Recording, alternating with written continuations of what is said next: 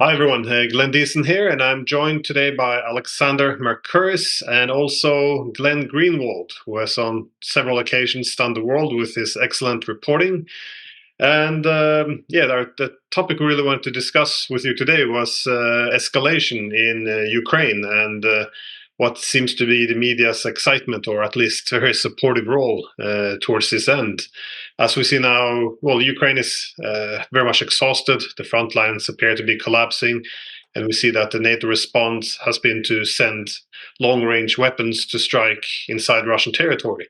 The French are rumored to send troops, and across Europe we are looking at how to squeeze some more blood out of the Ukrainians by either encouraging Ukraine to lower conscription age for its soldiers, but also we're now speaking openly about deporting Ukrainian refugees to refill the trenches. So I guess my first question would be, what are the strategic thinking here in terms of where is this going? Are there any more steps on the escalation ladder after this? And how is even a NATO victory defined from your perspective? Well, first of all, thank you for having me back. It's great to talk to you guys again. I'm big fans of the work that you do, so I'm always happy to come on. I think this question really goes to the heart of the problem, which is at the beginning of the war, when the Russians sent this large force into Ukraine, NATO and the United States made these sweeping proclamations about their war aims and how they defined victory. They didn't say that they wanted to prevent the Ukrainians from conquering or the Russians from conquering Ukraine. They didn't say they wanted to expel the Russians from this new territory that they were now occupying. They made these maximalist proclamations about how victory would be defined, namely expelling every Russian troop from every inch of Ukrainian territory, including Crimea, which the Russians have occupied and actually annexed since 2014 in response to the coup that the West helped engineer in Kiev, and which Russia, by all accounts, considers existentially important to their own defense in light of these incursions into Ukraine by NATO and by the West. And so that has always been the question: is given the essential impossibility of achieving those war aims, given what the Russians would do, which is pretty much anything to prevent themselves from being completely expelled from all of Ukraine, including Crimea, which the Russians don't consider part of Ukraine, but NATO does, there was always essentially no way out because the Russians could not and would not accept defeat as defined by NATO. But NATO basically could not endure the humiliation of losing to Russia in the eyes of the entire world if Russia ends up with even a single inch of Ukrainian territory. And now, 2.5 years later, what is happening is what so many people predicted. It may have taken a long time. It may have looked for a few months like it might not happen, but it was always inevitable given the size advantage that the Russians have over the Ukrainians, given the importance of Ukraine to Russia relative to NATO, that the Russians are now not only holding their own in these 20% or 23% of Ukrainian territory, but are clearly now advancing, breaking through Ukrainian front lines. And so what I think you're seeing from NATO and the West is this kind of desperation, this idea that Russia is about to do something that we cannot tolerate. And so we're going to do or threaten to do things that are crazy, insane, extremely dangerous, things that we even 2.5 years ago wouldn't have considered, like authorizing the use of American weapons for striking inside Ukraine or inside Russia, or even threatening to deploy NATO troops to Ukrainian soil to fight the Russians directly, which would be World War III, because the West painted itself into this corner that they now can't get out of. The thing that I find quite astonishing about this whole situation, and I think you've defined the problem. I think that the trap that the West has walked into. But what I find astonishing is that it is all happening against a completely silent debate. There isn't any debate. We've had threats from the Russians for enormously powerful retaliation against Western countries if there is a cruise missile strikes upon their country. President Putin has made a very strong warning, given a very strong warning in while he was on a trip to Uzbekistan. He's reminded the United States that if we get into a situation where there's this kind of strikes and counter-strikes between NATO and the West. He's reminded the United States that strategic nuclear parity exists between Russia and the United States. We're having talk about strikes on a nuclear superpower, which is making those kind of giving these kind of warnings, and the Western media, the general media, remains silent. I don't know to what extent this has been the case in the United States, but in Britain, there's been barely any editorializing upon this, hardly any opinion commentary. It is not the topic of much discussion on television. All of this is going on in a vacuum. And I find this most astonishing, very bizarre, and I get the sense that it's been done precisely because someone doesn't want there to be a big discussion amongst the Western public as these terrifying decisions get made. I mean, what are your thoughts about this? When I was doing the reporting that was enabled by our heroic whistleblowing source, Edward Snowden, I ended up reporting in multiple countries around the world because these documents are so important for so many countries. And what I always said once I did that at the end was, for everything that is terrible about Western elites and Western media and Western propaganda, it's always a measure worse, if not more so, in the UK. It's kind of the epitome of everything wrong with Western culture and Western propaganda and Western elite thought. And I think in the UK, there's been this long time, centuries old kind of Russophobia. And then you add to that this kind of, I think, national sense of impotence that we used to be a great empire and now we just kind of follow the United States along when they let us, like a little puppy dog. And so having people write columns and make pronouncements about the victories, the glories of war is kind of a way to psychologically compensate for that, which is one of the reasons I think things are so closed off there and always so pro-war there. But I think more broadly, and this is one of the things on which I focused most in the first couple of weeks after the Russian invasion, because as an American, I've seen this so many times as a country that sells wars so often to its population, which then invariably comes to regret those wars, is the war propaganda in the first few weeks is so emotional, so primal, so directed to our most primitive faculties, and it's been perfected over decades, so it's very effective. And then you have add on to that, not just the government, but the media that works hand in hand with them, that you get people so riled up that they really don't actually stop and think, wait a minute, what is the benefit to me or the effect on my life over the question of who governs certain provinces in eastern Ukraine or in Crimea? Why would I be willing to spend enormous amounts of money and risk escalation with the largest nuclear arm? There's none of that rational thought or debate. Everything is so emotional. This is the new Hitler. The Ukrainians are, purely innocent. This is one of the gravest war crimes in decades, one of the most dangerous countries on the planet, if not the most dangerous. We, in the United States, have been feeding on anti-Russian animus for at least 8 years since the Democrats decided to blame their loss in 2016, not on themselves, but ultimately on Vladimir Putin. And so there's been this idea that the Moscow is the root of all evil, and anybody as a result, especially in that early part of the war, but even since, who tried to raise any of these questions about how this can possibly be achieved without a risk of escalation so enormous that no rational person would assume it, obviously got called a Russian agent, and not only called a Russian agent, but put on official list issued by the Ukrainians. I was on many of these that said, these are the people who are guilty of spreading Russian disinformation on behalf of the Kremlin and those sorts of things. And for a lot of people, that is a very daunting threat to be called that in public, be vilified in that way. It's a deterrent for a lot of people to do it. We did see finally some, I guess, conflict or tension when largely the right-wing populists in the House of Representatives in the United States resisted and held up another $60 billion in aid for 6 months or so based on all these realities.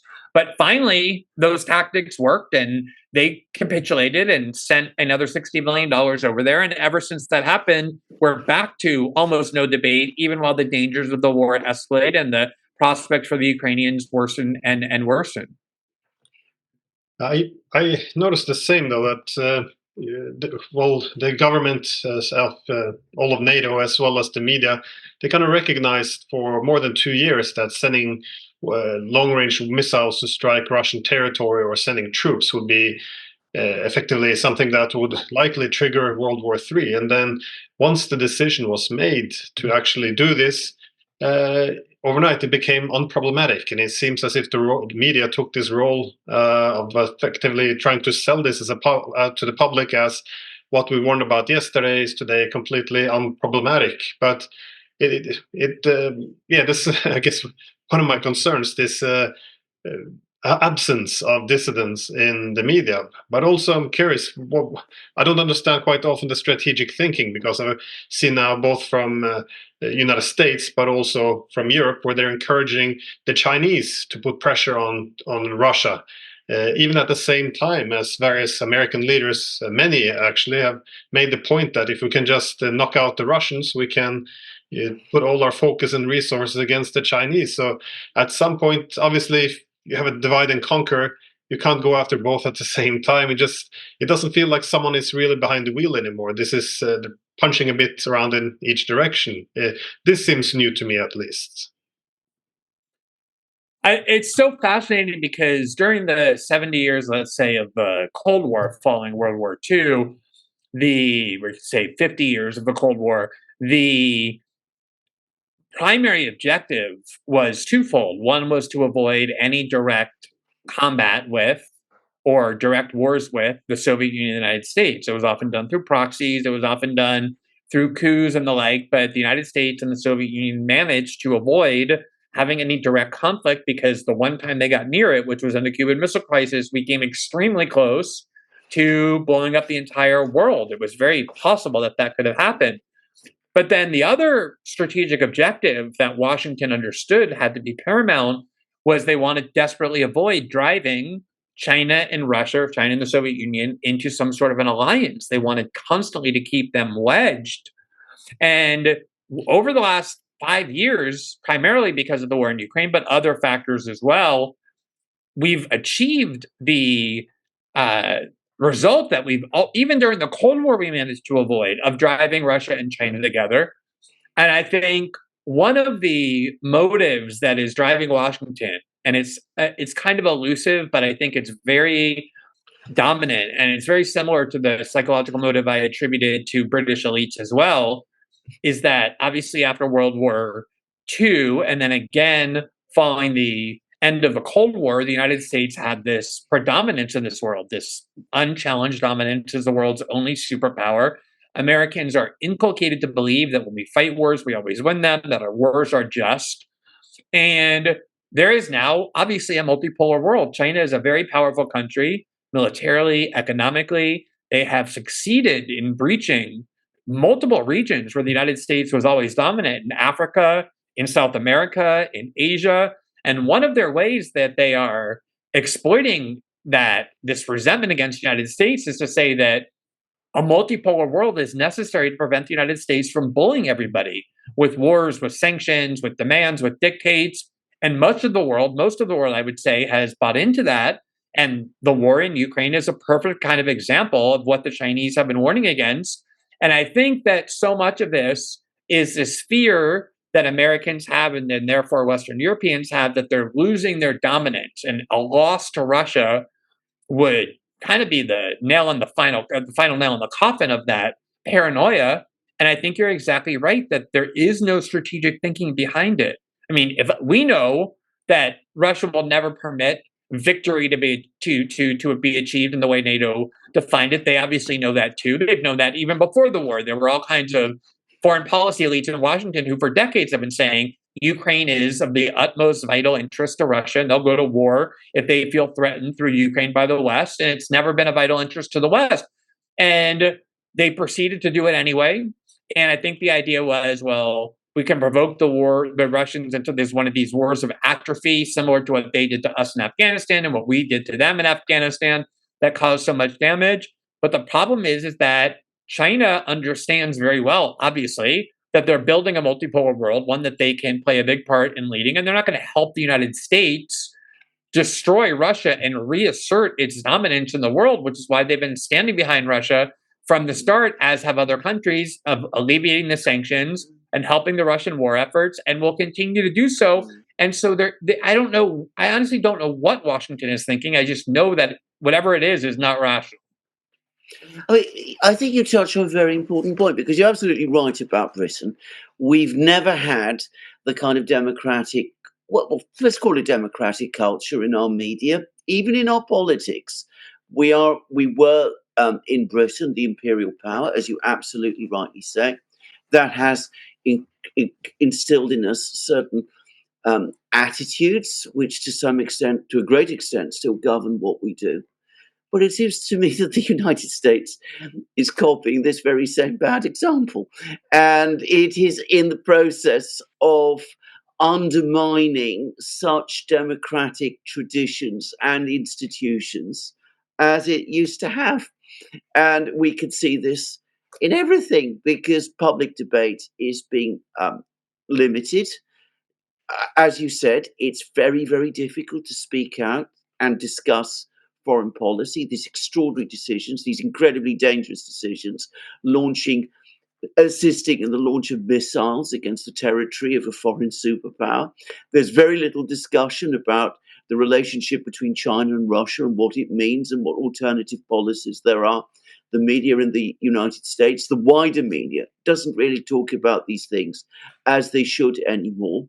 And of course, all this comes alongside all kinds of other techniques of debate suppression and cutting off of discussion, which take place in the United States, which in effect undermine democracy and the processes of democracy in the United States in exactly the same way that they have done and are doing in Britain.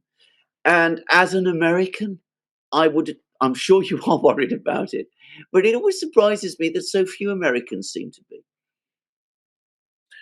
I think if we look back at history, generally the way power centers acquire authoritarian power with the consent often of the population is it's a very simple formula. You scare the population into believing that there's some external threat that threatens our group, our tribe. We are tribal beings after all. We evolved through tribal membership and tribal identity and protecting our tribe against external threats. And if you can successfully depict a certain country as being, or a certain terrorist group or whatever, as being so threatening to our group, that members of that group will essentially authorize the government, acquiesce in the government doing anything in the name of keeping you safe from it. And it was really fascinating to watch after 2016. The Democrats were I think 2016 was really the crucial year that you have to look at, because it had these dual traumas to Western liberalism. First, where British voters decided they wanted to leave the EU. And then on top of that, 4 months later, American voters defied everything that was expected of them and what they were told to do and elected Donald Trump over Hillary Clinton. And I think that was when you really saw the emergence of things like this fake credential, overnight fabricated of disinformation expert, these groups that purported to be able to identify disinformation, that justified political censorship by making them seem, giving them the facade of something apolitical and scientific, even though you look at always who funds these groups and they always have the same ideology and the same agenda. They often describe as disinformation things that are true and vice versa. It's all an attempt to control the flow of information, because they believe 2016, the lesson that Western elites derive from that is that we cannot allow the free flow of information over the internet, especially. We can't allow people to speak freely, because when they do, they get too disobedient. They get too difficult to control.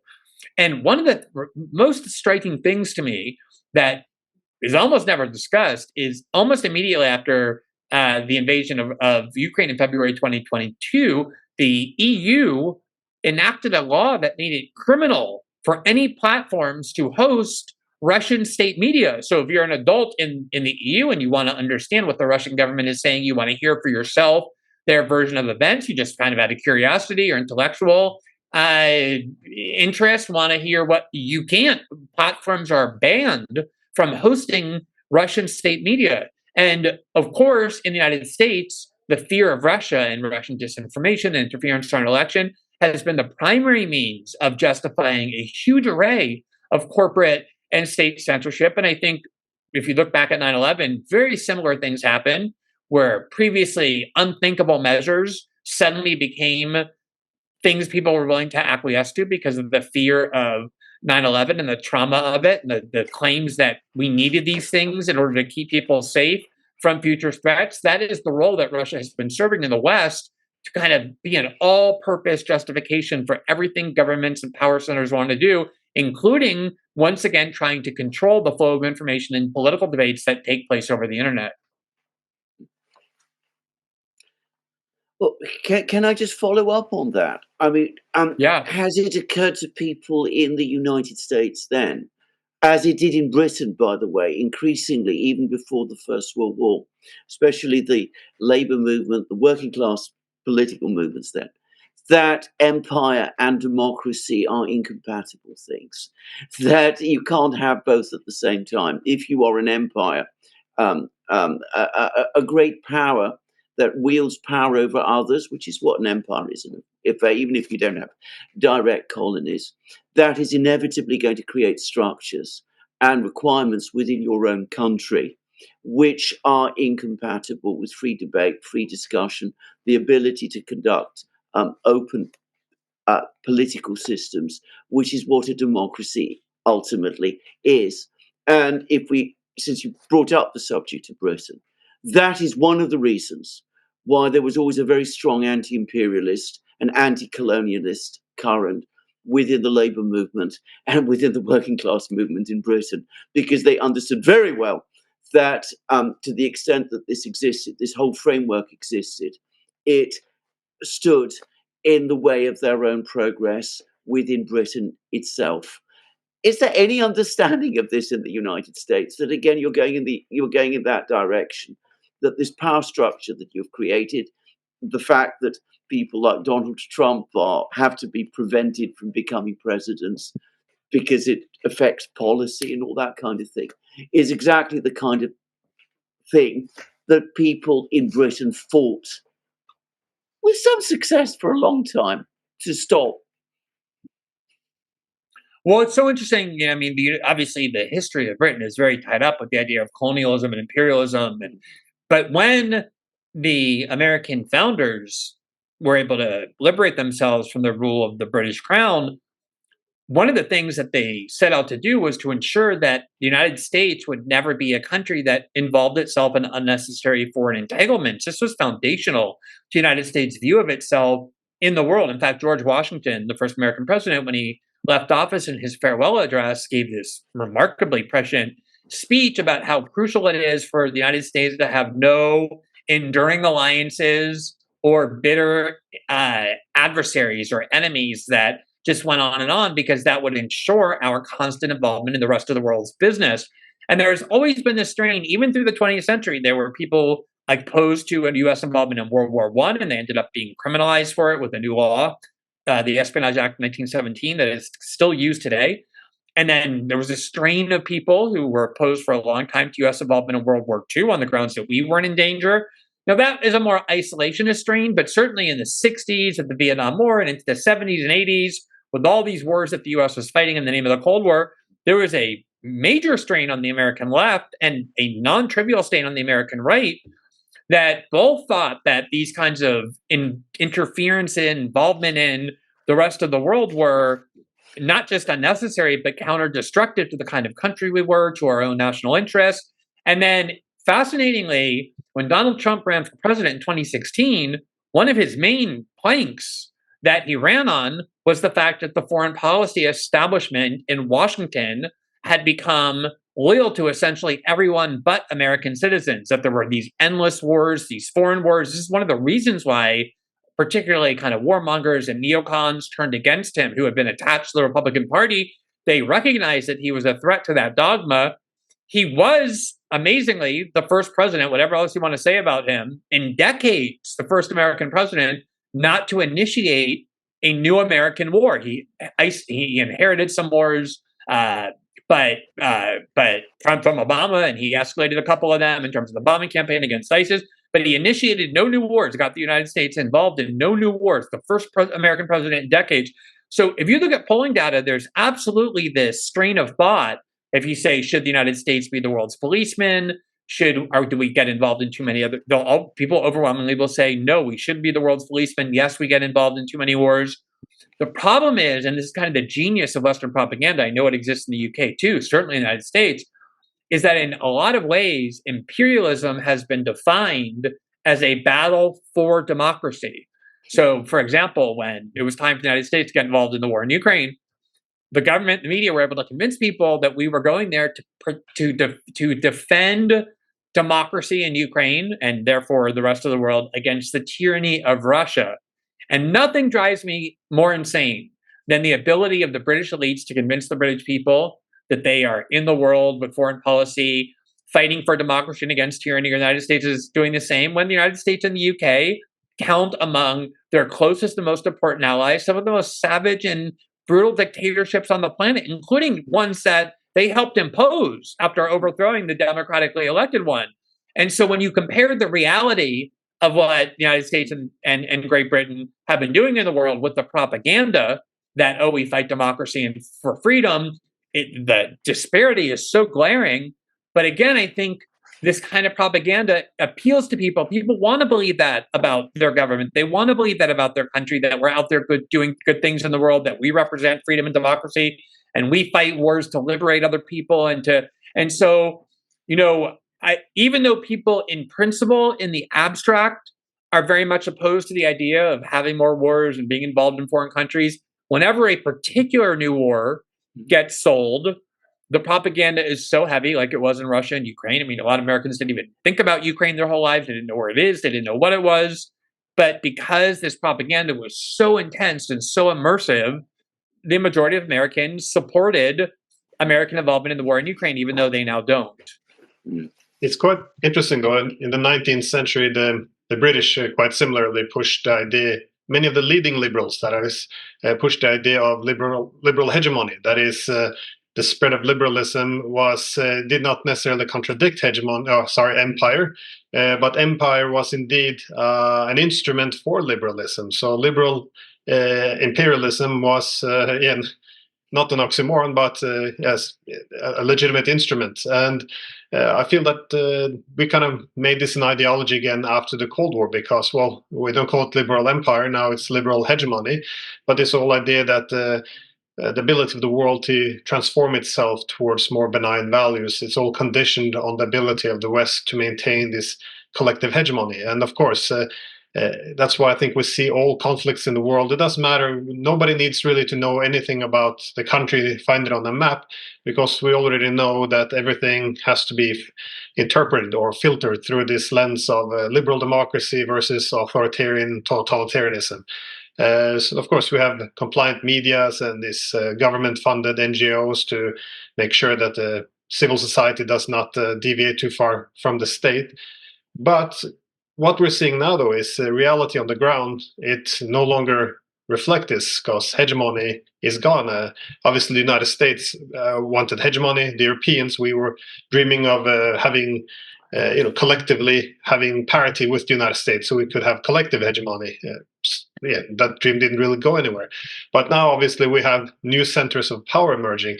What do you see being required to snap out of this ideological jail we created for ourselves? Because we really painted ourselves in the corner because we can't pursue policies which would be in our own interest, it seems, because the ideology has committed us to defending an empire or a hegemony which is already gone.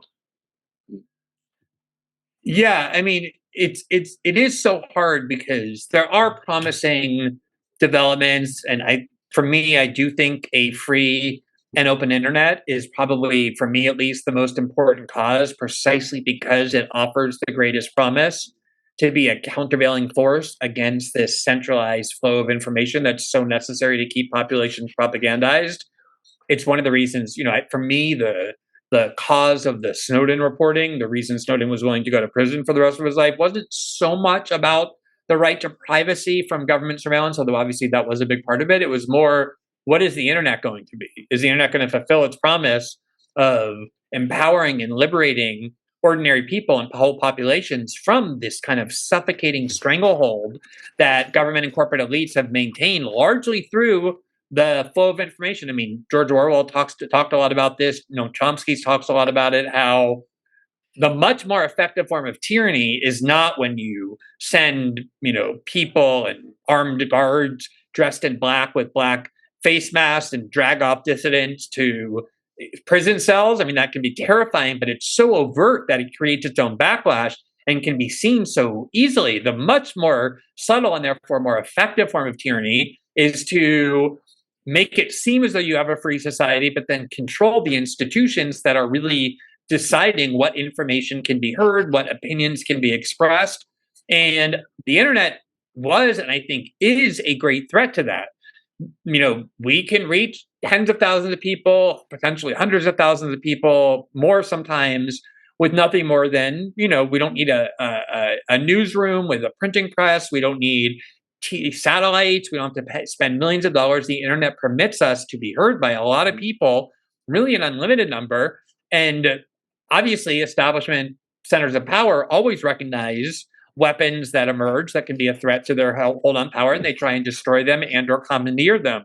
So if you're looking for kind of, promising developments, I would say the independent media. And then also, I think, every time the West promises certain things about a war and it fails, whether in Ukraine or Iraq or Libya or Syria, and now in Israel, in Gaza, and polls show this, obviously, that there is a constantly diminishing, rapidly collapsing amount of faith and trust that the public places in these previously unquestioned institutions.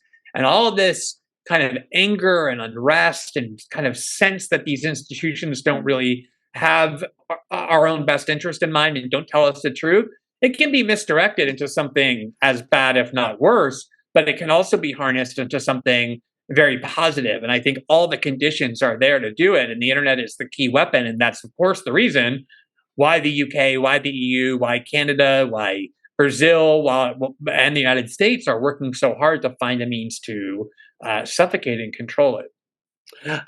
Just one last point from me, and it's a point perhaps more than a question. But my own observation is that the less debate there is, the worse the decisions that are made are. We now have a situation where, as I said, we've got ourselves into a war in Ukraine, where we're having missile strikes against a nuclear country, which is making, as I said, terrifying threats, which are unsurprising given that it is being attacked, and where we now have two superpowers coming together in opposition to us, where perhaps our best interest would have been to at least keep, if not keep them apart, at least try and maintain some civil relations with them both.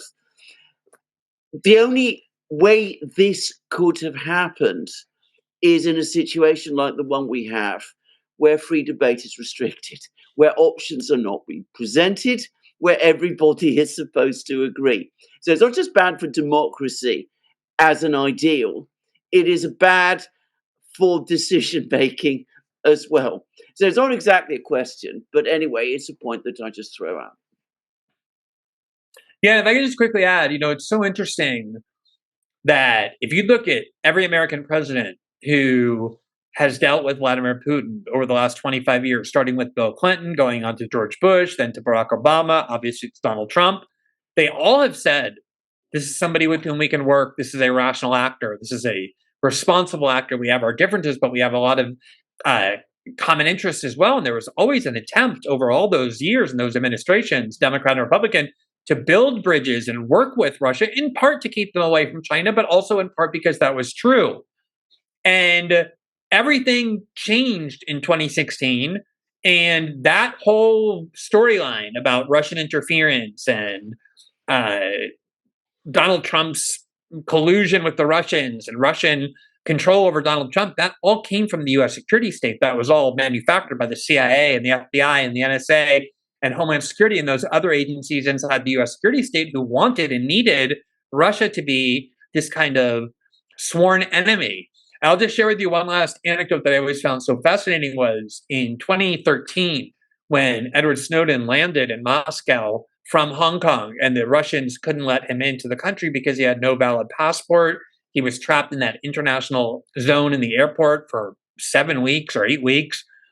I was certain that the Americans would give the Russians enough of what they wanted. Oh, here's 10 Russian fugitives in our country that you want. Here's some agreement that you want to get Edward Snowden out of Russian hands and back into American custody, which they desperately wanted. And it never happened. And I went to Moscow in 2014 and spoke with a lot of different people in the Russian media, Russian politics. And that was my main question. Like, why didn't that happen? And one of the things they said was that it's just a very kind of Russian characteristic, a very defining and important Russian characteristic to give refuge to Western dissidents. So if Putin had handed Snowden back to the US, that would have been seen as kind of a bizarre violation of the Russian character. But the more important reason, they said, was because even though the Cold War is over, a lot of the people in the security states of both countries have this enduring animosity, this complete hatred that prevents them from doing agreements even when they want to and should. And it is so strange that Americans were indoctrinated with this all-consuming hatred of the Russians, of Moscow, the Kremlin, of the Soviet Union from the Cold War. And somehow, even though it went away for a little while with the fall of the Cold War, it was instantly rejuvenated. And the media began talking about Russia completely differently than they had for 20 years before that on cue. And I do think it was a massive strategic mistake. It was this kind of reactionary impulse to allow the US security state to have this enemy that they wanted and needed. But geostrategically and geopolitically, nothing has harmed the United States more than that. That's largely George Kennan's argument that he couldn't understand why, after the Russians had walked away from an empire voluntarily in order to pursue the opportunity of joining up with the West, that he couldn't understand. And again, this is the main man who developed containment policies against the Soviet Union. He couldn't understand why there was such a hatred against the Russians. He said, the communists were our adversaries or our enemies. Why are we stabbing these people in the back? And this is, I guess, my frustration. If we had a benefit of an open society is to have course correction, to find out which policies is the best. That's why I'm so worried about what you defined as narrowing this debate. Is Putin Hitler or Stalin? This is where the debate is, and we can't really move forward because of this. And I fear this is part of the reason for a strategic vacuum. Anyways, I fear we have run out of time with Glenn Greenwald. So I just want to thank you again for coming on. Yeah, I always enjoyed talking to you guys. Obviously, your knowledge is very deep. I really appreciate the work you're doing, and I'm happy to come back whenever we can make it happen. We'll be delighted to have you back. Thank you. Yeah, same with me. Have a good afternoon.